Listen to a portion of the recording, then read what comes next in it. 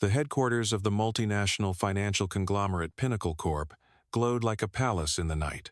Dazzling lights reflected off the towering glass panels of the 36-story building. In the center of the grand lobby, a small stage had been set up.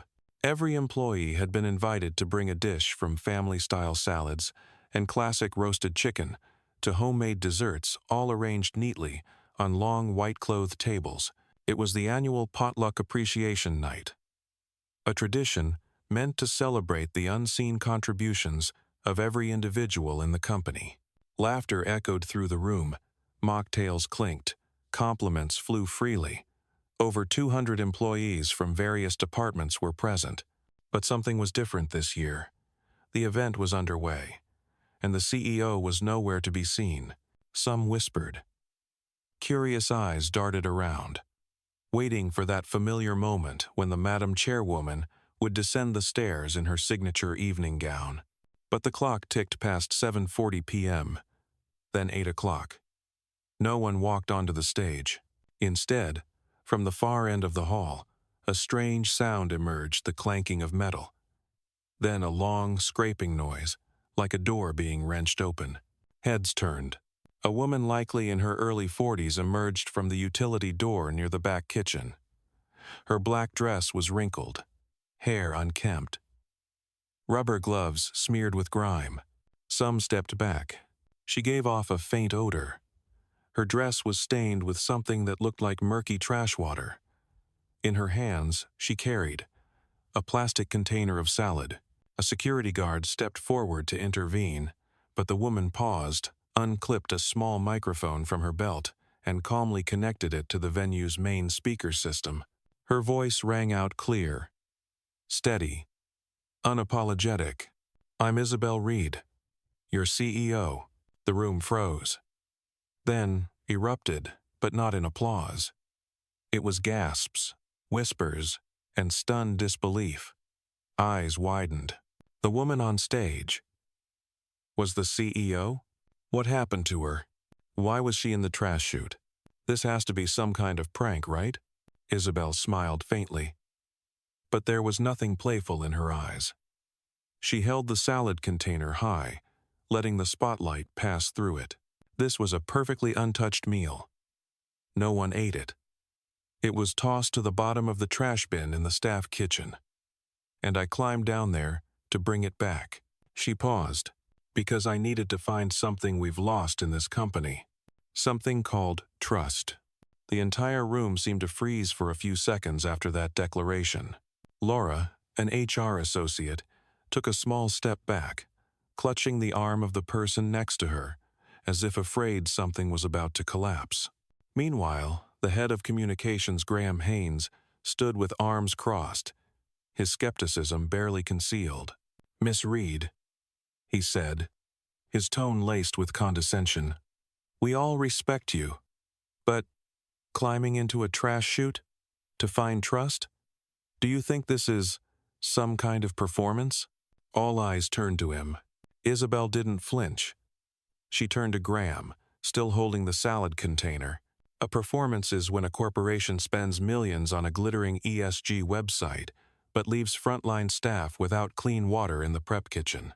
A performance is when we throw massive charity events while our own interns go hungry just to send money home." She took a deep breath. "I'm not here to give a speech. I'm here to apologize, and to make it right." Graham raised an eyebrow. "Over a leftover salad tossed in the trash?" Isabel stepped forward, placing the container on the potluck table. I'm talking about a company culture, where kindness is seen as weakness, where people have stopped believing in those at the top. And I've been part of that decay." She turned to the crowd, her voice cracking. 2 months ago, a kitchen staff member was suddenly reassigned after being accused of stealing food. No proof. No hearing. Just an anonymous complaint. "You know what?" She held the salad container up again. "Today I found that same salad, untouched, thrown away. And I realized we didn't just discard food. We discarded someone's dignity."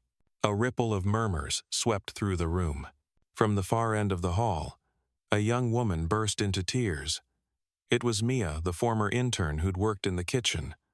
She sobbed, then said, "It was me. I was the one who ate the salad." Everyone turned.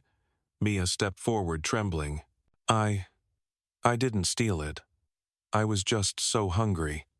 I'd been working 10 hours without food. I meant to ask, but no one was in the kitchen. I ate quickly and hid the box.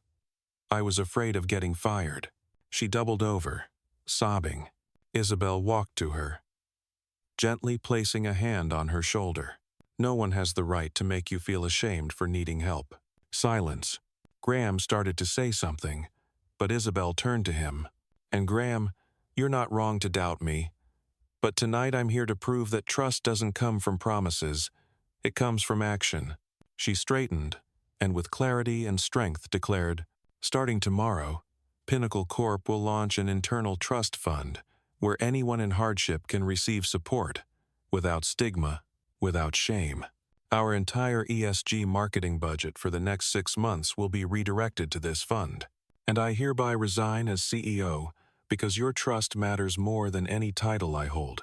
The room fell completely silent. Then a burst of applause. An IT staffer stood and clapped. Then another. Then the entire hall was on their feet. Tears. Smiles. A standing ovation that lasted nearly 2 full minutes. No one noticed the stage lights anymore, or the background music.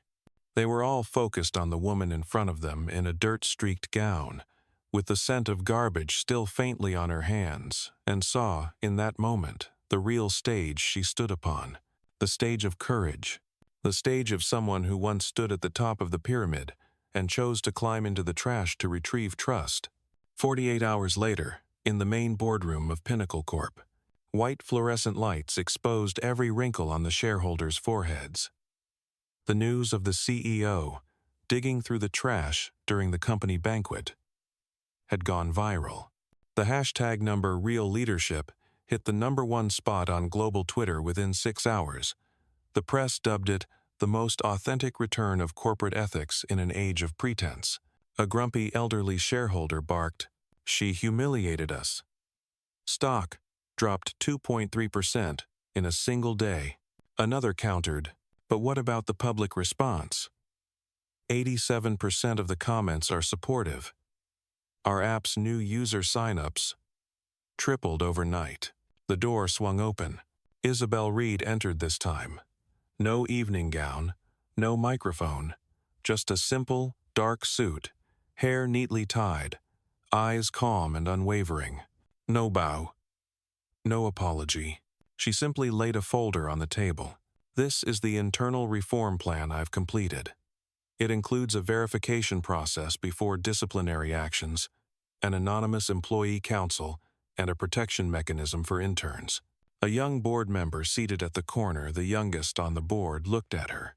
"You resigned, didn't you? Why are you back with a plan?" Isabel looked at him and smiled. "I resigned as CEO, but I didn't walk away from this company. I don't want to lead. I want to rebuild. As someone who once worked below the kitchen line, who knows what it feels like to be invisible." Silence swept the room. Graham Haynes, the man who had publicly opposed her, arrived late. He stood for a moment, then slowly nodded. "I thought it was an act. But no one fakes eating salad from a trash bin. I was wrong." He pulled out a chair and sat down. "I support this plan." Another board member raised a hand. "What title do you want?" Isabel answered without hesitation. "No title. I want a new role. Chief Trust Officer. No financial reports. Only human ones." The room stood. And then, one by one, they began to applaud. 3 months later, in a newly renovated kitchen at Pinnacle Corp's main branch, an intern is making lemonade for a team meeting. Next to them hangs a small sign on the wall. "No one should feel ashamed for needing help. Here, everyone is heard." Beneath the sign, a printed photo from that now viral moment. The woman in the evening gown, gripping the edge of a trash chute, holding a salad container, eyes lifted high. The caption below reads, "She gave up being CEO to find what really feeds people trust."